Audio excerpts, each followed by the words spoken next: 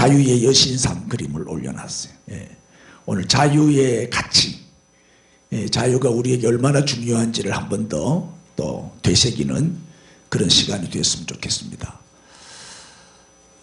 먼저 율법과 복음의 차이를 잠깐 설명을 할게요. 예, 구약은 율법이고 신약은 복음이잖아요. 율법주의와 복음주의, 요걸 잘 설명하는 구절이 갈라디아 5장 1절이에요. 잘 아는 말씀이죠. 한번 읽어봅시다. 시작. 그리스도께서 우리를 자유롭게 하려고 자유를 주셨으니 그러므로 굳건하게 서서 다시는 종의 멍에를 매지 말라.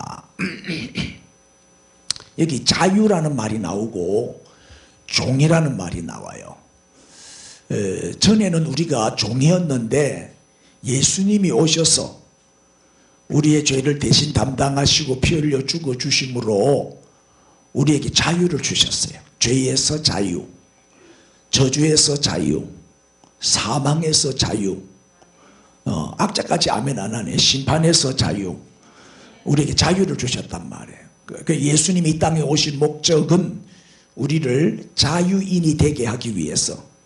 그전에는 뭐예요? 노예였단 말이에요. 노예. 종의 멍에를 메고 살았는데 이제 자유를 주셨다는 거예요. 그렇죠? 이 갈라디아 5장 1절 이 한 절 안에 정치, 경제, 사회, 교육 모든 우리의 삶의 성경적인 원리를 여기서 우리가 찾을 수가 있어요. 이 단어, 이 한 구절 안에 그 원리가 다 들어있단 말이에요.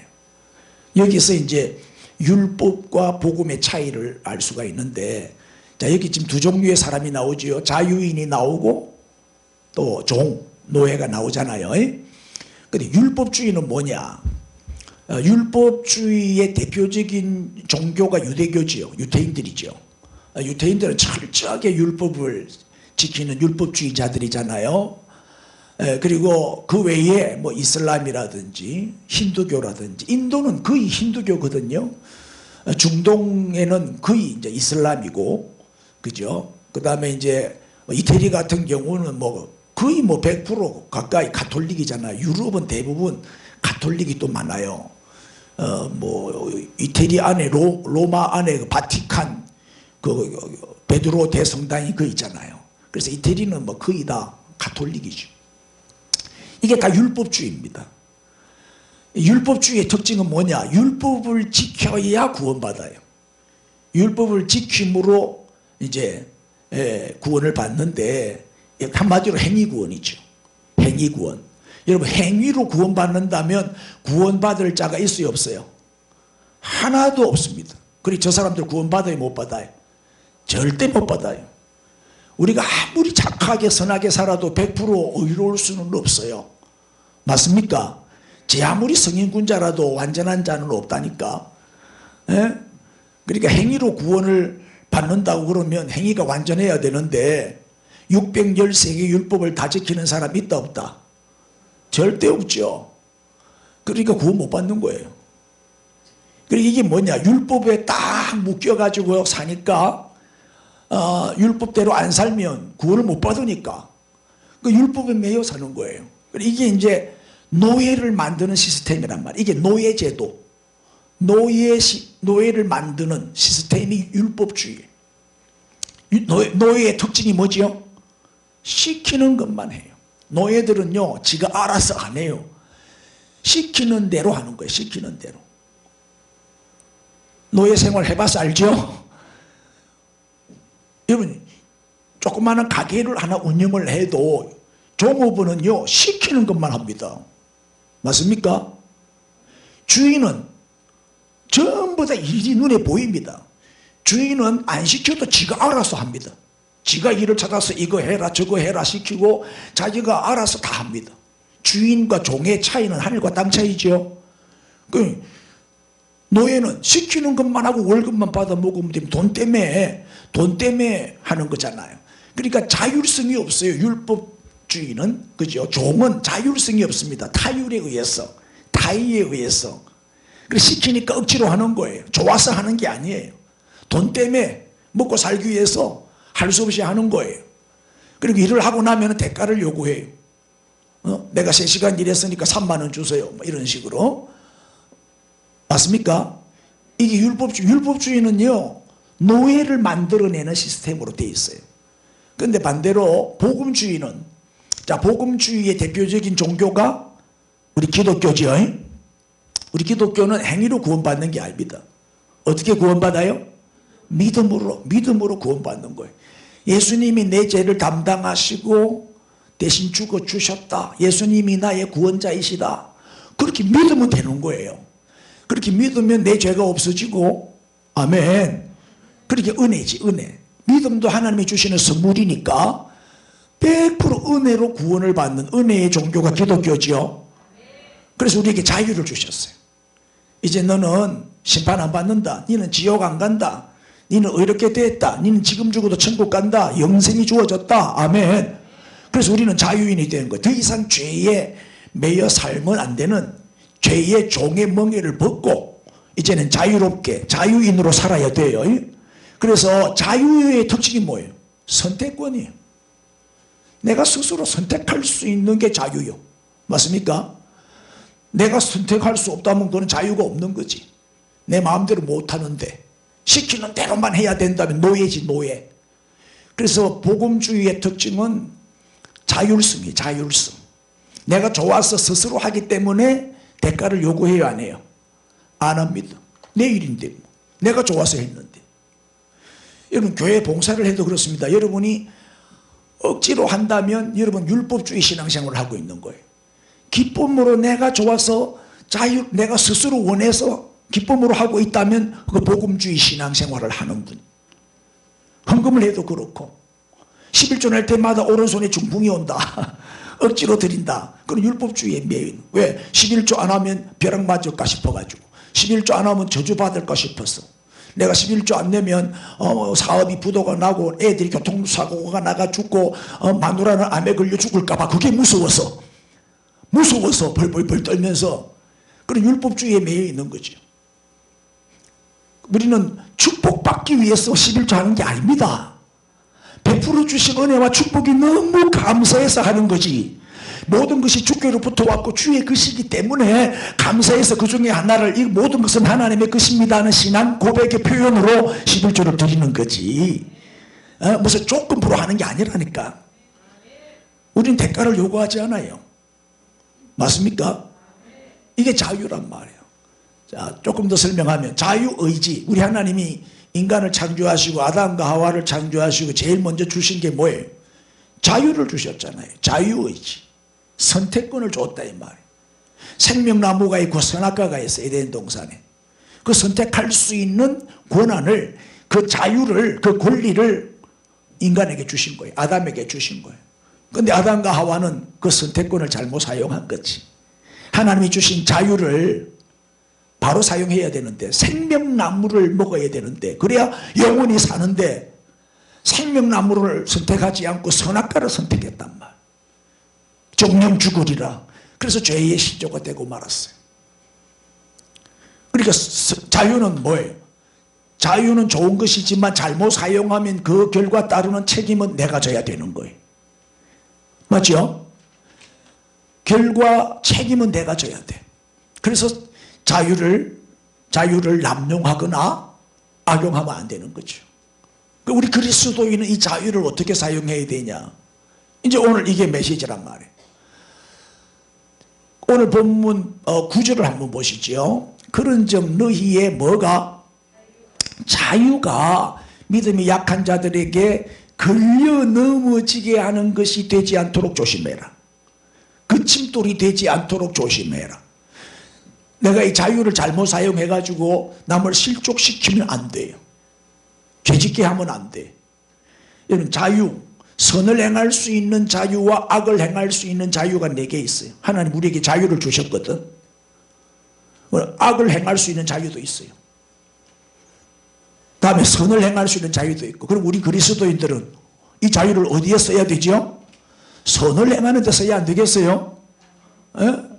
그런데 오늘 본문에는 이 음식 문제가 나오죠. 한번 계속 좀 보시죠. 12절에 이같이 너희가 형제에게 죄를 지어 그 약한 양심을 약한 양심, 약한 믿음이란 말이에요. 예? 이 초신자들은 아직 믿음이 어려요. 그래서 이 초신자들은 잘 넘어져요. 상처도 잘 받고 시험에도 잘 걸리고 낙심도 잘하고 그래요. 설교 시간에 상처도 잘 받고 그래요. 이 믿음이 약했어. 그런데 이 약한 양심을 상하게 하는 것이 뭐라고요? 그리스도에게 죄를 짓는 것이다. 내가 잘못해가지고 상처를 줬다면, 누구를 실족시켰다면 그것은 그리스도에게 죄를 짓는 것이다. 그러면서 13절에 그러므로 읽어보세요. 시작. 만일 음식이 내 형제를 실족하게 한다면 나는 영원히 고기를 먹지 아니하여 내 형제를 실족하지 않게 하리라. 사도 바울의 고백인데 지금 무슨 얘기냐면 이제 우상 제물. 어제 이제 우리 설 지났죠. 우리는 뭐 제사 안 지내니까. 그런데 쪽믿음에서 나오는 분들은 제사 지내잖아요. 뭐 종갓집 이런 데서는 제사를 많이 지내죠. 근데 종갓집의 며느리가 집사님이야. 그래서 이제 이 제사 음식 먹어야 되냐 말아야 되냐, 이것 때문에 이제 갈등을 많이 일으키죠. 제사 음식 준비해야 되냐 말아야 되냐, 명절에 다 형제들이 모이는데 가야 되냐 말아야 되냐. 그래가지고 어떤 집사님들은 안 가죠. 아예 제사 안 지내기 위해서 안 가버려. 그래가지고 집에서 왕따 당하고 그러죠. 이 음식 문제 가지고 지금 이제 얘기하고 있는 거예요. 그 당시에 고기, 저 고기는 우상에게 제물로 드렸던 고기예요. 제사 음식이다, 쉽게 말하면. 그런데 이거를 먹어야 되냐 먹으면 안 되냐. 그러면서 이제 설명하는 거예요. 1절부터 쭉 설명하는데, 우상이 뭐냐? 우상은 아무것도 아니다. 허상이다. 우상은 헛된 것이다. 허상이다. 아무것도 아니다. 그래서 제사 음식을 이것도 하나님이 내게 주신 음식이다라고 생각하고 먹어도 관계없다. 음식인데 음식 자체에 뭐 문제가 있냐?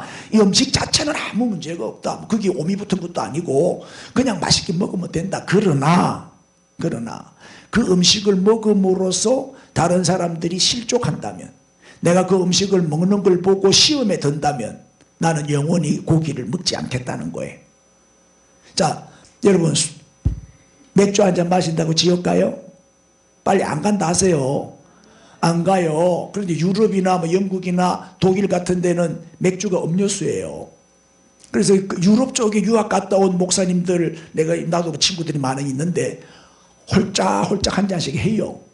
그래 왜 하뇨? 거기 오래 살다 보니까 그 문화에 적응이 돼가지고 동화가 돼가지고 거기 있을 때는 예사로 마셨다는 거예요. 다 먹으니까. 근데 한국에 오니까 그걸 자꾸 정죄하고 말이에요. 먹으면 안 된다고 공격을 하고 비판을 한다는 거예요. 그리고 이 로마에 가면 로마의 법을 따라야 된다고. 우리나라에서는 맥주가 술이요. 우리나라에서는 막걸리도 술이요. 맞습니까? 우리나라 문화에서는 와인도 술이요. 그러니까 먹으면 돼야 안 돼요? 안 되는 거예요. 내가 마셨다. 와인을 한 잔 마셨다. 그거를 황 집사님이 봤다. 그럼 교회 떠난다니까? 우리 목사님 완전 술쟁이네. 그래야 상처받을 수 있다 이 말이에요. 그래서 내가 그러므로 안 먹겠다 이 말이에요. 그거 한 잔 먹는다고 뭐 지옥 가는 건 아니지만, 맞습니까? 건덕상 실족시키면 안 되니까. 그럼 몰래 먹으면 되지. 몰래 먹으면 안 된대. 우리 몰래 하는 거는 다 죄악이에요. 공개적으로 할 수 없는 것은 하지 마라. 숨어서 하는 거는 다 엉큼한 짓이고 나쁜 짓이고 악한 짓이다. 밤에 범죄가 일어난다. 몰래. 맞습니까? 낮에 뭐 범죄는 거의 없잖아요. 그게 밤에 일어나지. 깜깜할 때, 안 볼 때 숨었어. CCTV도 잘 안 찍히고, 요새는 다 마스크 쓰고 모자 덮어서 다니니까 잘 안 잡혀. 몰래 한다 이 말은 뭐예요? 뭔가 양심에 그게 끼니까 몰래 하는 거야. 그러면 그거는 잘못된 거죠. 그래서 고기 문제에 대해서 이 자유, 고기는 먹어야 되냐 말아야 되냐, 안 먹어도 상관없어. 그 음식 자체는 문제가 없다. 그러나 우상에게 바쳐진 제사 음식을 내가 먹을 때 내 마음이 찜찜하다. 찜찜한데 먹었다. 그런 내 양심을 어긴 죄가 된다. 하나님 우리에게 양심을 주셨죠. 양심이 자유입니다. 양심의 자유를 주셨단 말이에요. 이 자유를 잘못 사용할 때 죄가 되는 것이다. 형제에게 상처를 줬다. 목사가 예를 들어 목사가 담배를 뿌끈뿌끈 피우고 다녀봐요. 은혜 받을 사람 아무도 없어요. 그래서 안 피우는 거예요.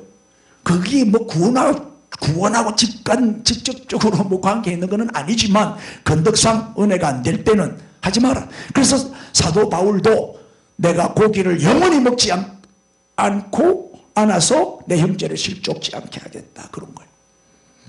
잘 이해가 됐죠? 또 계속 봅시다. 그래서 그리스도인의 자유에는 반드시 뭐가 있어야 된다? 절제가 있어야 되고 제한이 있어야 돼. 절제된 자유, 제한된 자유. 아멘. 말씀의 테두리를 벗어나면 그건 자유가 아니에요. 그건 범죄가 되는 거예요. 방종이고 타락이고 탈선이고 이탈이지요. 우리는 말씀 안에서 자유를 누려야 되죠. 이 자유를 선한 데 사용해야 되죠. 예? 물론 뭐 나쁜 짓 할 수 있는 자유는 주어져 있어. 그런데 자유를 잘못 사용했을 때 따르는 결과 책임은 내가 져야 돼. 그래서 항상 절제와 제한이 필요하다는 거예요.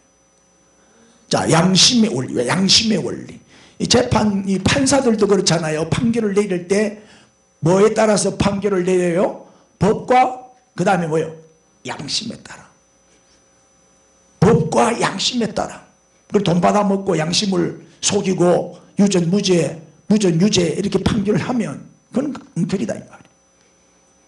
그런 판사는 얼마 전에 판사 하나 탄핵됐죠. 탄핵돼야지. 양심에 따라서 양심의 원리를 지켜야 돼.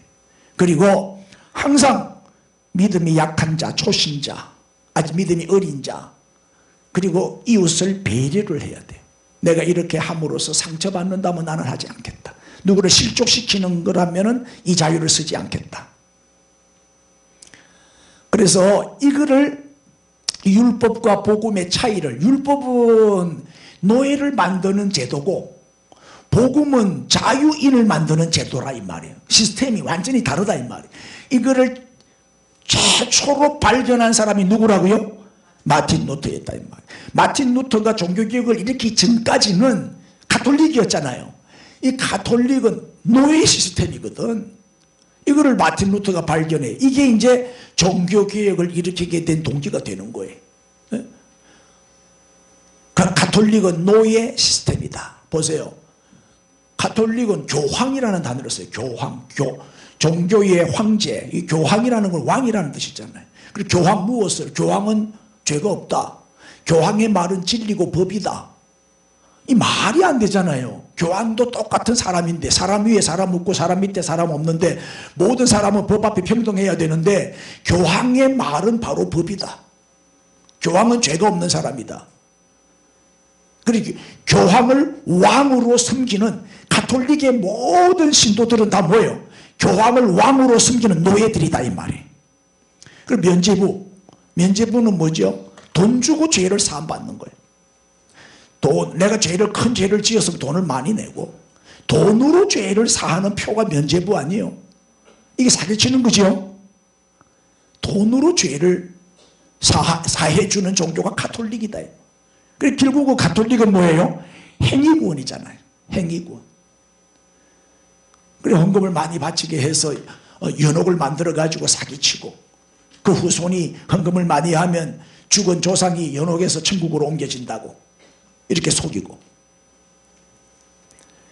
여기에 저항하는 단체가 이 가톨릭의 잘못된 이 타락과 부패된 이 잘못된 것을 지적하고 일으킨 개혁이 종교개혁이죠.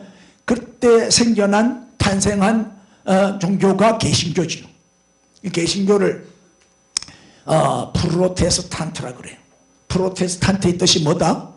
저항하는 사람들, 저항자라는 뜻이에요. 가톨릭에 대해서 저항하고 들고 일어난, 그래서 이때 이제 가톨릭과 기독교가 갈라지는 거죠. 그 후예들, 이 개신교의 후예들이 바로 근대 시민이에요.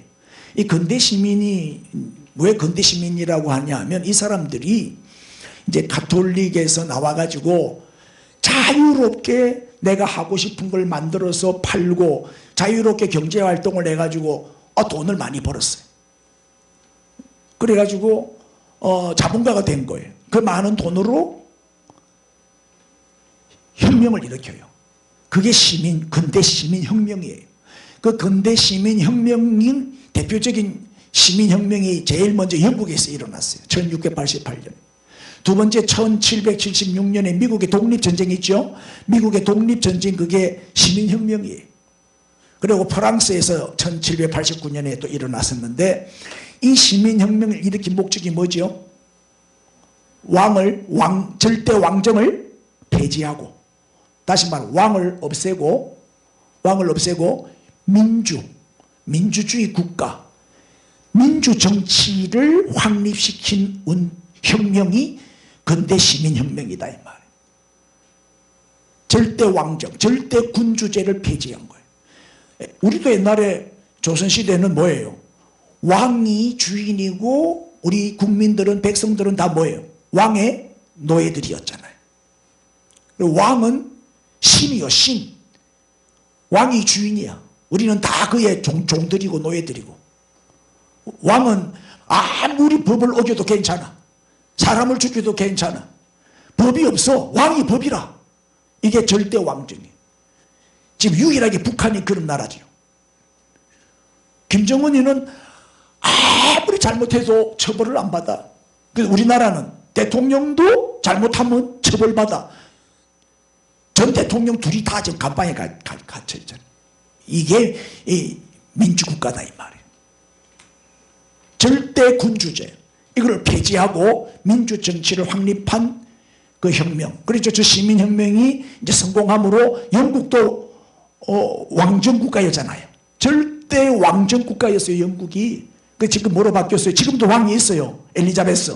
왕은 있지만 상징적이에요. 입헌군주제라 해가지고 왕 위에 뭐가 있다? 법이 있어요. 법이. 헌법이 군주요, 이제는. 법이 왕이다 이 말이에요. 이걸 뭐라고 그래요? 법치국가라 그래. 법이 다스리는 나라, 법이 다스리는 국가, 이거 법치국가라. 대통령도 법을 어기면 어떻게 된다? 심판받아요. 벌 받아야지. 대통령이 다스리는 나라가 아니에요. 우리나라는 법이 다스리는 나라지. 그래서 이 법을 누가 만들어요? 국회의원들이 만들어요. 국민의 대표가 국회의원이잖아요. 교회도 그렇잖아요. 교인의 대표가 장로님들이지. 목사, 장로가 교회의 대표라. 그래가지고 당에서 어느 애가 법을 만들고 계획을 세우고 실행하면 교인들은 따라오지. 우리도 그렇잖아요. 국회에서 법을 만들어가지고 선포하면 그 법을 우리가 지켜야 돼. 법을 지키는 시민이 근대 시민이죠. 근데 법을 잘못 만든다. 그럼 우리가 또 이제 반대 운동을 할 수 있죠. 뭐 예를 들면 뭐 차별금지법 같은 거, 동성애법 같은 거, 이런 건 우리가 이제 반대를 해야죠. 그게 통과되면 가정도 무너지고 교회도 무너지니까. 그게 불 보듯이 뻔하게 우리가 보이니까 그건 아니다. 성경적으로 이게 성경을 반하는 그런 법이기 때문에 우리가 찬성할 수가 없는 거죠. 바로 이 법치국가가 바로 뭐예요? 자유민주주의 국가가 되는 거예요. 이 법치국가가. 그리고 이 법치국가는 뭐죠? 자유인을 만드는 시스템이 되는 거예요. 이걸 경제에다가 적용해 보세요. 자, 경제에 적용은, 경제도 크게 두 가지가 있어요. 자유시장 경제가 있고 사회주의 경제가 있는데, 자유시장 경제는 뭐냐면 직업 내가 마음대로 선택할 수 있어요. 내가 하고 싶은 대로. 장사 내 마음대로 할 수 있어요. 내가 선택할 수 있어요. 생산도 내 마음대로 많이 만들든 적게 만들든 내가 알아서 만드는 거예요. 판매도 내가 알아서 하는 거예요. 누가 팔아주는 거 아니에요. 내가 생산하고 내가 만들어서 내가 팔아요. 그리고 내가 열심히 일한 만큼 다 내 것이 되는 거예요. 내 손이 수고한 대로 내가 먹는 거예요. 내 소유가 되는 거예요. 이게 자유시장 경제지요. 자, 자유로운 경제활동을 하다 보면 어떨까? 우리 이제 장로님도 지금 농기계 만들어서 팔잖아요. 농기계를 만들어서 잘 팔리거든. 그 옆에 사람이 보니까 나도 저거 만들어 팔아야 되겠네. 그래가지고 똑같이는 못 만들어. 특허가 났기 때문에 비슷하게 만들어 갖고 똑같이 시장에 내놔요. 그럼 어떻게? 내가 독점할 때는 2만 원 받았는데 똑같은 물건이 옆에 오가 이 사람은 15,000원에 파네. 그럼 어떻게? 할 수 없이 나도 내 거 팔려면 15,000원으로 낮춰야지. 맞습니까? 그럼 가격이 떨어지는 거예요. 품질은 더 좋아지고 가격은 떨어져. 그래서 옛날에 비쌀 때는 부자들만 사용했는데 이제는 일반 중산층, 일반 서민들까지 다 쓰는 거야. 가격이 떨어졌으니까. 옛날에 텔레비 이런 거 매 1,000만 원씩 이리 비싸기 때문에 부자들만 봤어. 요거 100만 원만 주면 사 이거. 이제 서민들도 다 큰 텔레비 사서 볼 수 있는 시대가 됐어요. 품질도 좋아지고. 맞습니까? 그래서 박리담에 대량으로 막 생산이 되다 보니까 상승 효과를 서로서로 좋은 거예요. 서민들은 물가가 싸서 좋고 또 이 생산자는 많이 팔아서 좋고. 맞습니까? 이거 조금 적게 남기더라도 많이 팔면 돈 많이 벌잖아. 그래서 이제 내가 일한 만큼 수고한 만큼 내 재산이 되니까 새벽같이 일어나서 일하는 거예요. 그럼 경제가 살아날까 안 살아날까? 그래서 경제가 살아나고 풍요로워지고 잘 사는 나라가 되는 거예요. 이 자유시장 경제 체제가 돼야 경제가 활성화되는 거예요. 맞죠? 그런데 사회주의 경제는 뭐예요? 사회주의 경제는 직업도 내 마음대로 선택 못해. 정부에서 정해주는 거예요. 너는 이 일을 해. 너는 저 일을 해. 너는 뭐 생산을 뭘 만들어. 몇 개만 만들어. 그 대신에 판매도 정부에서 다 해. 정부가 시키는 대로만 하는 거예요. 자유가 있다 없다? 자유가 없어. 시키는 대로만 하면 되니까. 선택권도 없어. 내가 하고 싶은 거 못해? 나는 이거 정말 하고 싶은데 정부에서 하지마 하면 못하는 거예요. 나는 진짜 이거 하기 싫은데 정부에서 이거 해 하면 해야 되는 거예요. 노예지 노예. 그래서 정부가 정해주는 대로 하는 거예요.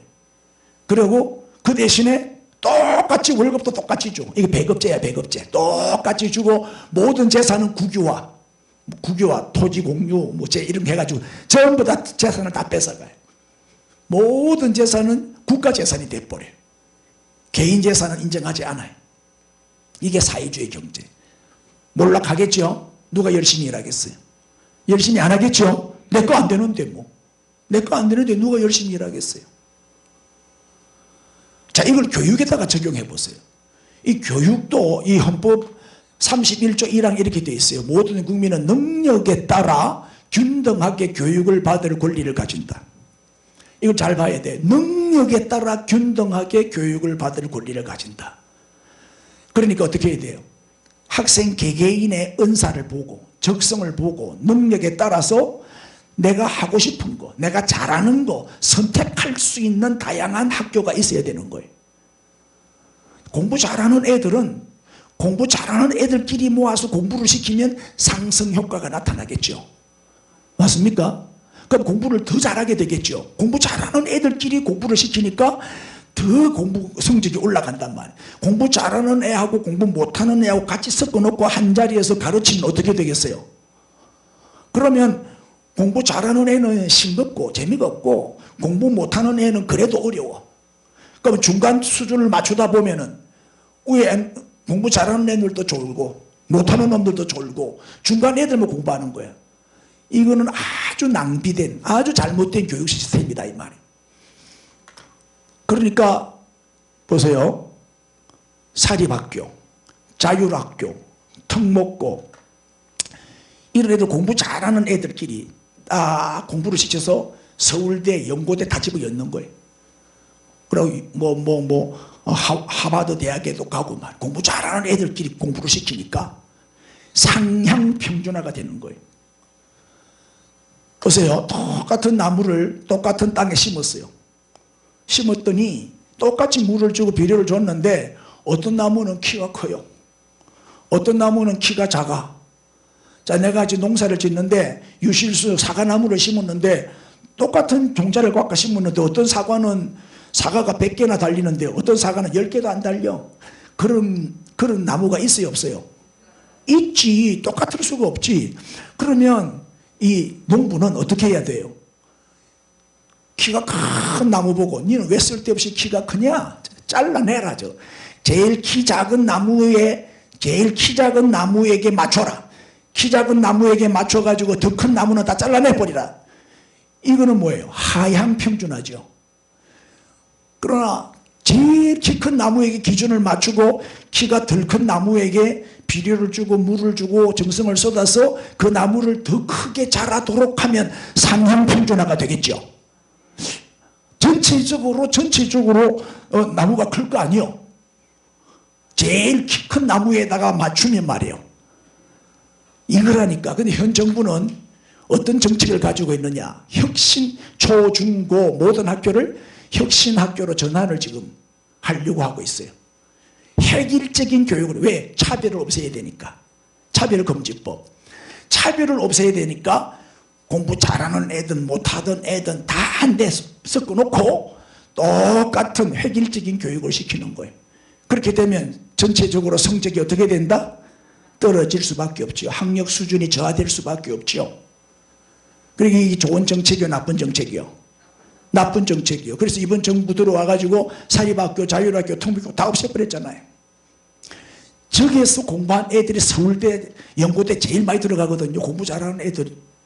은사들이 키워야 돼. 은사대로 공부 잘하는 애들은 공부시키고, 손재주가 좋은 애들은 기술 가르치고, 예술이 뛰어난 애들은 음악, 미술, 체육, 이런 예술을 또 가르치고, 은사대로 자기 능력에 따라 균등하게 교육을 시켜야 되죠.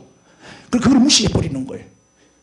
차별을 두면 안 된다는 거야. 무조건 차별을 두면 안 된다는 거야. 평등이라는 거야. 평등. 이렇게 사회주의, 공산주의에 제일 많이 쓰는 단어가 뭐예요?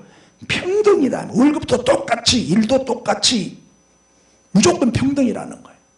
대학 나온 사람이나 초등학교 나온 사람이 월급 똑같이 100만 원 주면 누가 대학 나오겠어요? 그래 놀고 먹지. 그러면 전체적으로 수준이 떨어지는 거예요. 여러분, 북한에 공산 정권을 만들어 놓고 기독교를 많이 핍박했잖아요. 김일성이가 목사님만 1200명을 죽였다니까요. 그래서 대부분의 목사님들이 다 월남 내려왔어요. 지식인들 다 내려왔어요. 다음에 돈 많은 땅 지주들 땅 다 뺏어가니까, 정부에서 땅을 다 뺏어가니까 그네들이 더 살 수가 없잖아요. 그래서 월남 밑으로 내려왔어요. 잘 사는 사람들, 부자들, 많이 배운 지식인들, 목사님들, 이 리더급 되는 사람들이 다 남쪽으로 내려오고 나니까 북한에는 아주 수준이 떨어지는 사람만 남아있는 거예요. 노예들만 남아있는, 노예들만 시키는 대로 그저 예 하는 사람들만 남아있는 거예요. 그러니까 북한은 발전할 수가 없는 거지.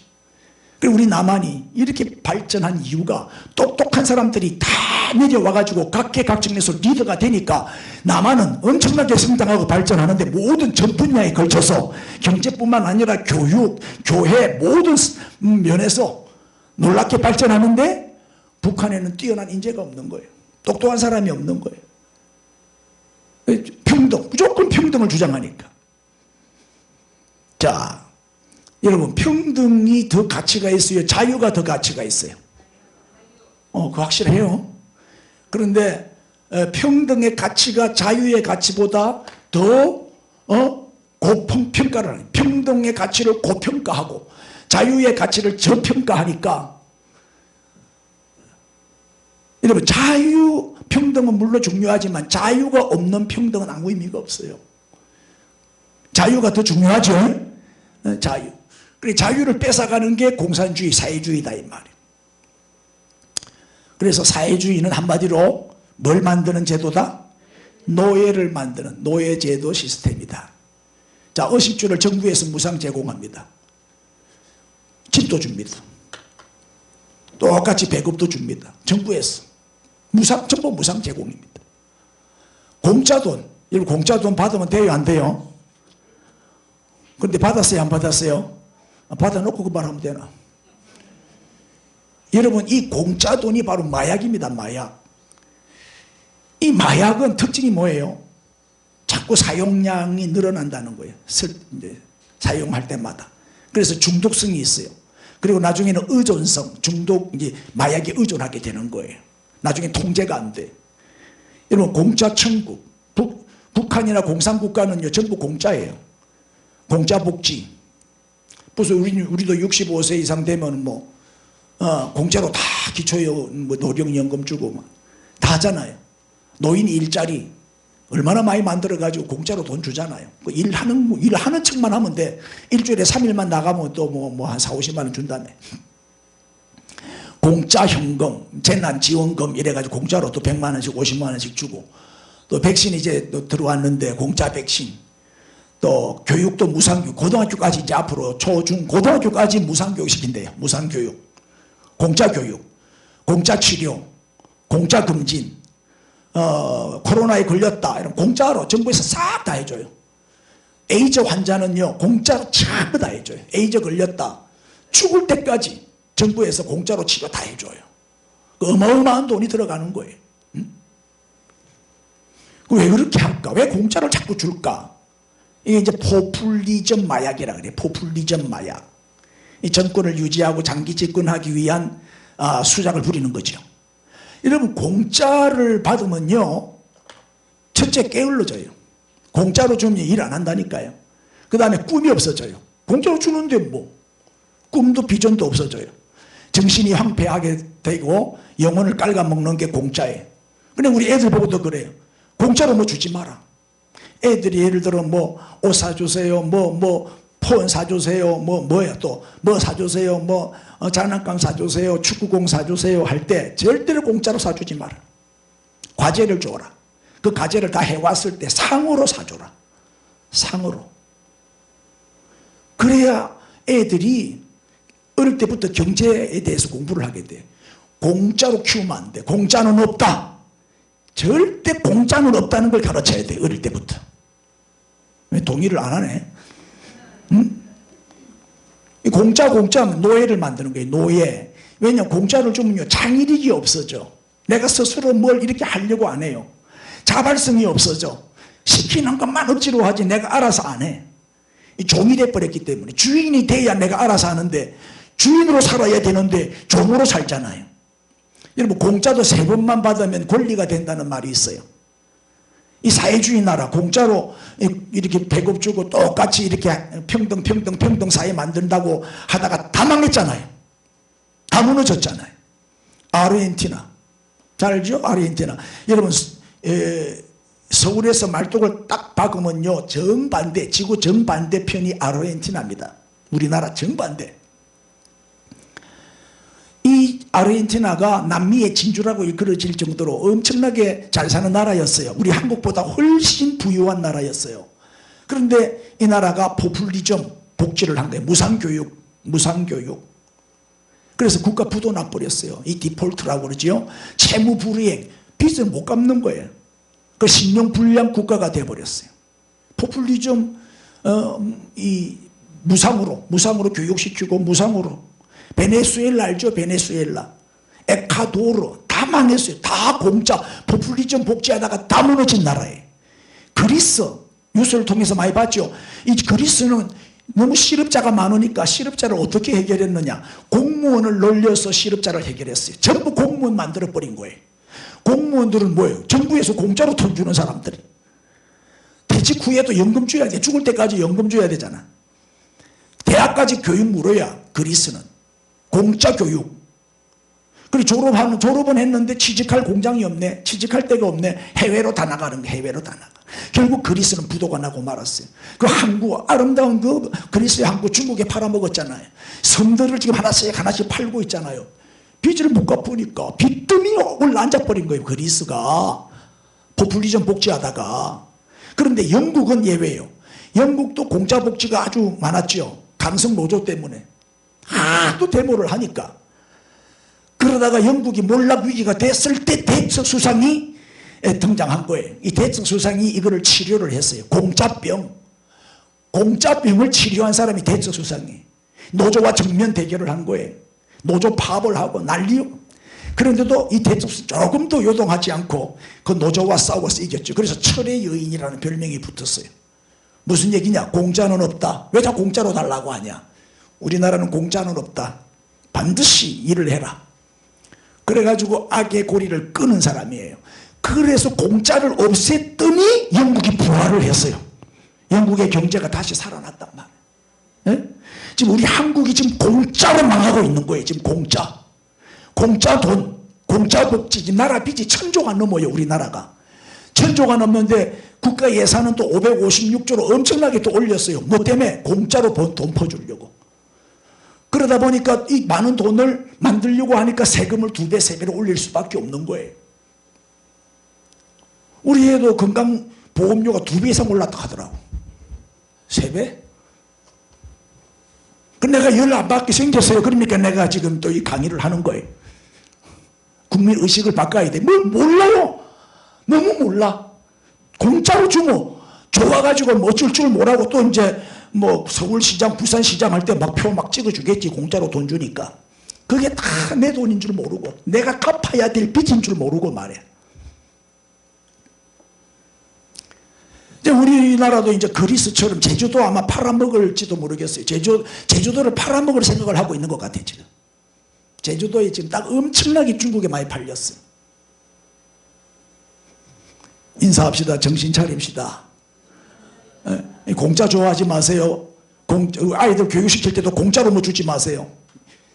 반드시 일을 시키고 청소를 시키고 집 정리 정돈을 시키고 심부름을 시키고 딱 수고했다. 딱 상으로 뭐 사주기도 하고 용돈도 주기도 하고 그래 하네. 알았어요?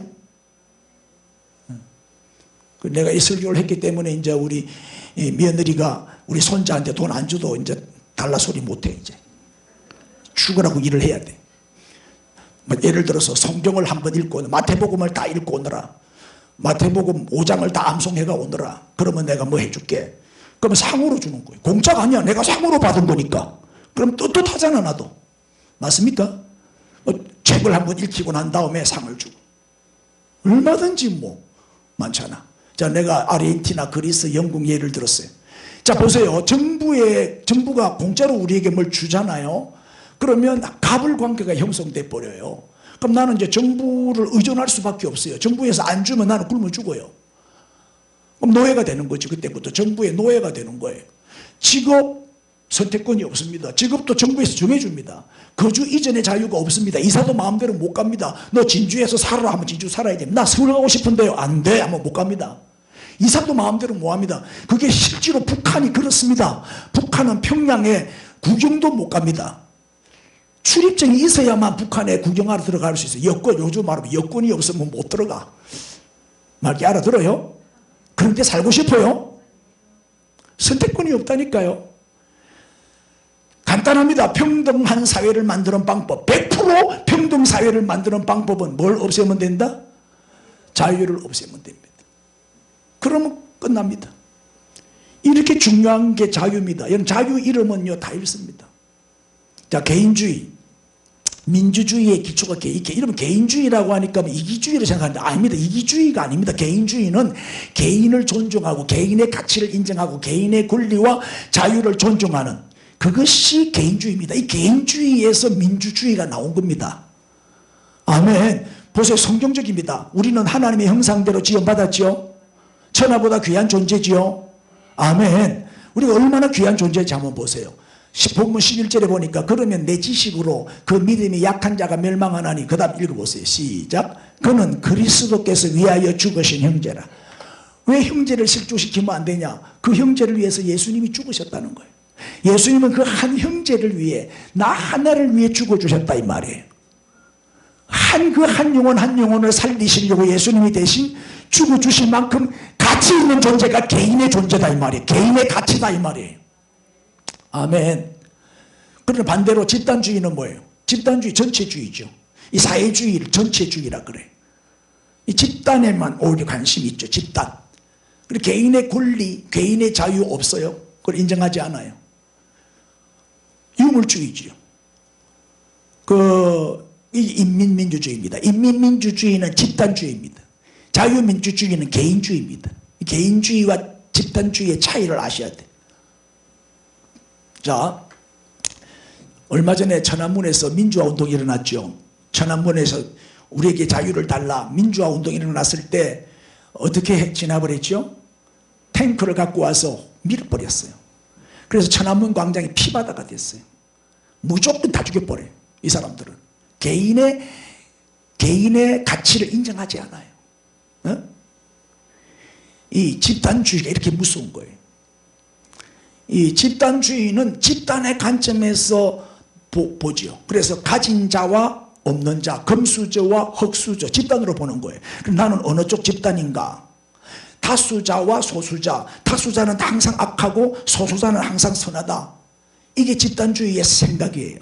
자, 이성애자는 다수자, 동성애자는 소수자.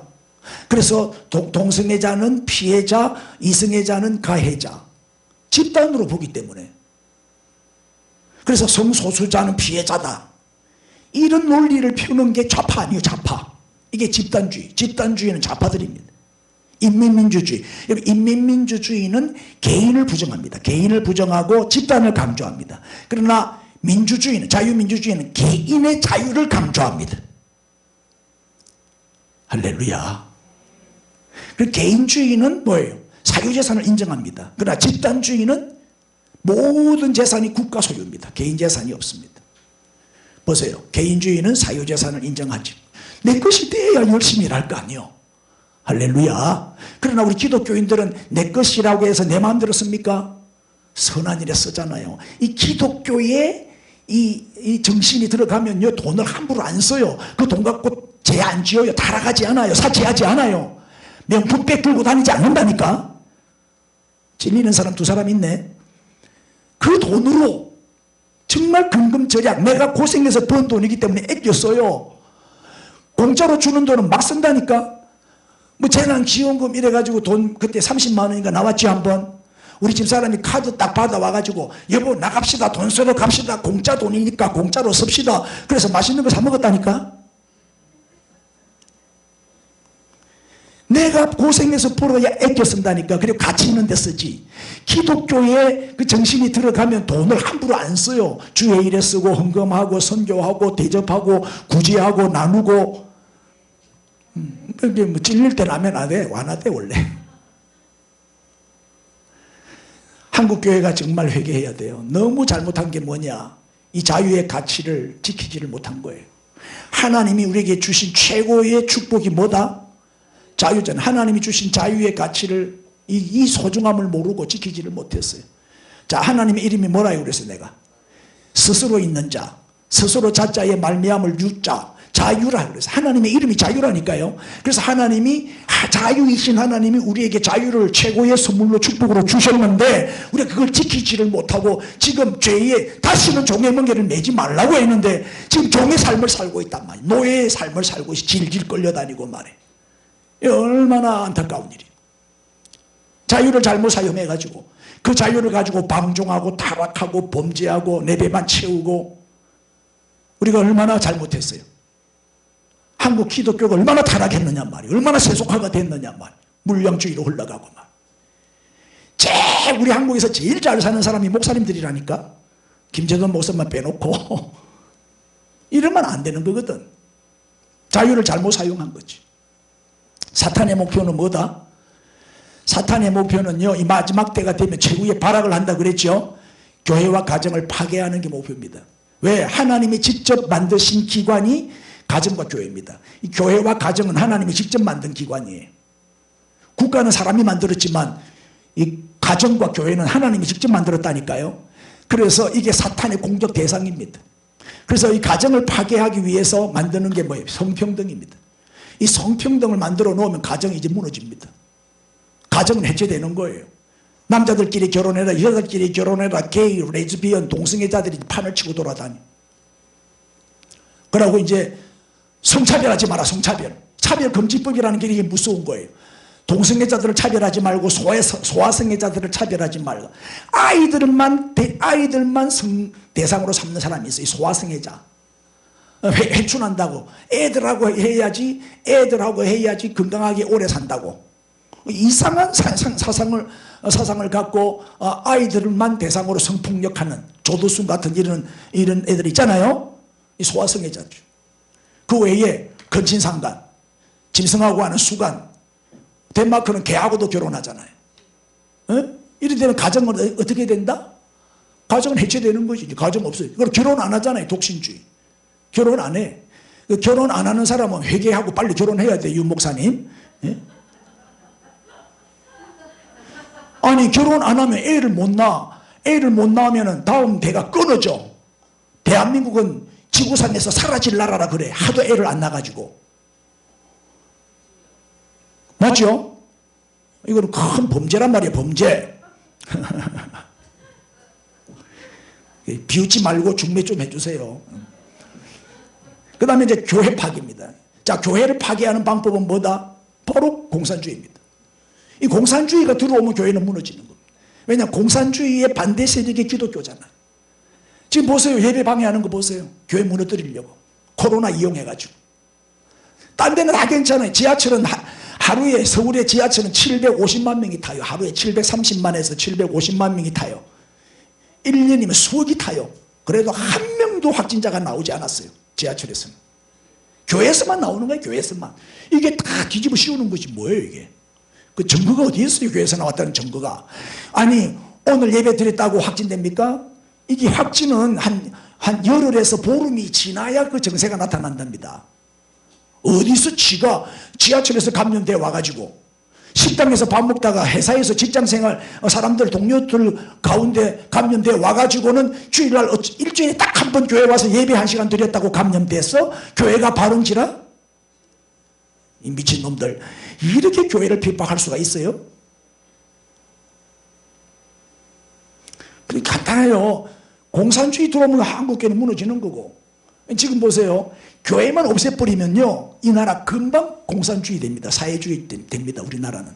교회가 정강훈 목사님부터 해서 강화문 세력들 애가 막 워낙 반대운동을 일으키니까 지금 이렇게 주춤한 거지. 또 3.1절 날 또 난리 난다 하네. 교회를 파괴하려고 하니까 입 다물고 가만히 있으면 그 비겁한 거지. 우리가 목소리를 같이 한 목소리를 내야지. 예? 여러분 자유 빼앗기면 다 뺏기는 거예요. 자유를 잃으면 다 잃는 거예요. 자유를 지킵시다. 하나님이 우리에게 주신 최고의 선물, 최고의 축복, 이 자유를 뺏기지 말고 다시는 종의 멍에를 매지 말고 자유를 수호하고 자유를 누리고 자유를 지키고 자유를 우리 자녀들에게 물려주고 가야 될 거 아니에요. 예? 오늘 자유 얼마나 중요한지에 대해서 오늘 말씀드렸고, 우리 그리스도인은 주어진 자유를 남용하지 말고 악용하지 말고 선한 일에 잘 사용해야 되겠죠. 절제가 필요하다. 제한된 자유라야 된다. 아멘. 결혼이라고 하는 테두리 안에서 자유를 누려야지. 교회라고 하는 테두리 안에서, 말씀이라고 하는 테두리 안에서 자유를 누려야지. 그걸 벗어나면 범죄가 되는 거예요. 아멘. 자, 다 일어나세요. 우리 이제 통성으로 뜨겁게 한번 기도하고 마칩시다. 따라하세요. 주여